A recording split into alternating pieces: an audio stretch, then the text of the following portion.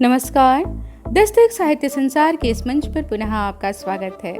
जैसा कि आप सब जानते ही हैं कि इस मंच के माध्यम से हम आपको हर दिन एक नए सर्जक, उनकी सर्जना, उनकी उपलब्धियों एवं उनकी गतिविधियों से रूबरू कराने का प्रयास करते हैं। तो आइए इसी क्रम में आज इस मंच पर स्वागत करते हैं प्रतिष्ठित व वरिष्ठ साहित्यकार श्री राजेश्वर वशिष्ठ जी का। श्री राजेश्वर वशिष्ठ जी का जन्म 30 मार्च 1958 भिवानी, हरियाणा में हुआ। आप मूलतः कवि हैं, लेकिन उपन्यास तथा कहानी लेखन में भी आपकी समान सक्रियता है। अंग्रेजी से हिंदी में पेंगुइन और रॉयल कॉलिंस जैसे अंतर्राष्ट्रीय प्रकाशकों के लिए आपने कई अनुवाद कार्य किए हैं। साथ ही आपने प्रिंट व डिजिटल मीडिया के लिए रचनात्मक लेखन कार्य किया है। कई प्रेरक व्याख्यान आपने दिया है। पत्रकारिता व फिल्म्स के क्षेत्र में विभिन्न कार्य किया है। कई हिंदी पत्रिकाओं के लिए सामग्री संयोजन, पुस्तकों के प्रकाशन योजना अभियान व प्रचार प्रबंधन जैसे कई गुरुतर दायित्व का निर्वहन आपने बखूबी किया है। आकाशवाणी रोहतक में सन 1978 से 80 तक उद्घोषक के रूप में आपने अपनी सेवाएं दी हैं। सार्वजनिक क्षेत्र के एक बैंक में 1984 में राजभाषा अधिकारी के रूप में जुड़कर वर्ष 2018 में कार्यपालक पद यानी मुख्य प्रबंधक के पद से आप सेवानिवृत्त हुए हैं। भारतीय रिजर्व बैंक की बैंकिंग अंग्रेजी हिंदी शब्दावली के निर्माण में 2014 से 17 के वर्षों में कोर टीम के सदस्य भी रहे। श्री राजेश्वर वशिष्ठ जी की प्रकाशित व चर्चित पुस्तकों का यहाँ पे उल्लेख करेंगे।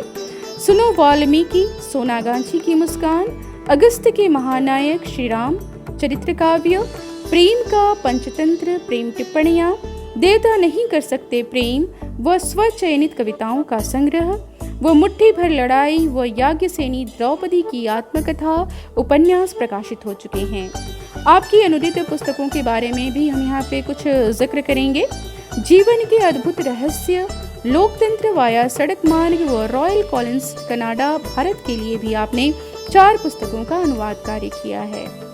आपको सुनो वाल्मीकि कविता संग्रह पर हरियाणा साहित्य अकादमी द्वारा 2015 का श्रेष्ठ काव्यकृत सम्मान प्राप्त हुआ है।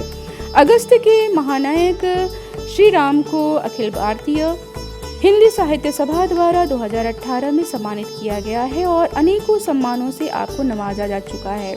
तो आइए दस्तक के इस मंच से आज सुनते हैं बहुप्रतिष्ठित और बहुप्रशंसित कवि श्री राजेश्वर वशिष्ठ जी से उनकी ये कविताएं। नमस्कार। आज दस्तक साहित्य संसार के अपने मित्रों के लिए मैं पढ़ रहा हूं अपनी एक कविता, युद्ध। जमीन को चाहे किसी भी पैमाने से माप लो, जमीन को चाहे किसी भी पैमाने से माप लो, उसका बंटवारा कभी नहीं होता समतुल्य। कहीं मौसम रंग बदल लेंगे, कभी हवाएं उलझ जाएंगी, तो कभी बहुत सारी नदियां इकट्ठी हो जाएंगी एक ही भूभाग पर, और दूसरे भाग पर बिछ जाएगा दहकता सुनहला रेत।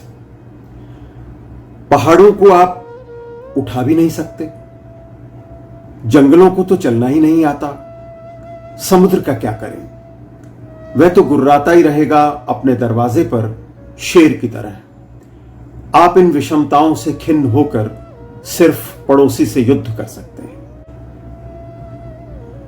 मान लो हमसे पृथ्वी कहे, मैं कुछ देर के लिए टच स्क्रीन में तब्दील कर देती हूं अपनी ऊपरी सतह, तुम अपने ज्ञान और विद्वत्ता के साथ पुनर्संयोजित कर लो समस्त भौतिक प्रकृति। चाहो तो हिमालय को एल्प से अदल बदल लो, सहारा का कुछ टुकड़ा यूरोप के आसपास ले जाओ, ब्रह्मपुत्र को नील से जोड़ लो और अरब सागर को बदल लो प्रशांत महासागर से। परिंदों से पूछोगे, वे उड़ना जानते हैं, कहीं भी चले जाएंगे। पशुओं से पूछोगे, वे मरना जानते हैं, कहीं भी पैदा हो जाएंगे। वनस्पतियों से पूछोगे, वे जीना जानती हैं, हर जगह मिट्टी में दबे हैं उनके बीज। स्त्रियों से पूछोगे, हम जहां जाएंगे उन्हें वहां आना ही पड़ेगा। फिर किसी रविवार के दिन सुबह पुरुष बैठेंगे पृथ्वी को पुनर्संगठित पुनर्संयोजित करने के लिए। उस समय घर के चूल्हे पर रखी हंडिया में खदक रही होगी मसूर की दाल। आंगन में ढेर लगे होंगे मैले कपड़ों के धुलने के लिए। कई स्त्रियां सीलन भरे बिस्तरों में टांगे मोड़कर छटपटा रही होंगी माहवारी के दर्द से। बच्चे रो रहे होंगे स्तनपान की प्रतीक्षा में। पुरुष नदियों, जंगलों और समुद्रों की चिंता छोड़कर कहेंगे, शराब, हवाई जहाजों, कारों और इलेक्ट्रॉनिक गैजेट्स के कारखाने एक दिन के लिए भी बंद न हों, वे चाहे जहां रहें। नौकरों और महरियों की संख्या किंचित भी न घटे। हम धरती की भौतिकता बदल रहे हैं, लोगों के नसीब नहीं। उन्हें ख्याल भी नहीं आएगा कि असंख्य पुस्तकालयों में भरी ढेर सारी किताबों का क्या होगा। बूढ़ों के बहुत आग्रह पर वे शायद बचाने के लिए दौड़ें अपने धर्म ग्रंथ, पर वे भूल कर भी नहीं बचाएंगे कानून की किताबें और दुनिया भर के संविधान। वे सबसे पहले अदलना बदलना चाहेंगे एक दूसरे के क्षेत्र की स्त्रियां और शराब।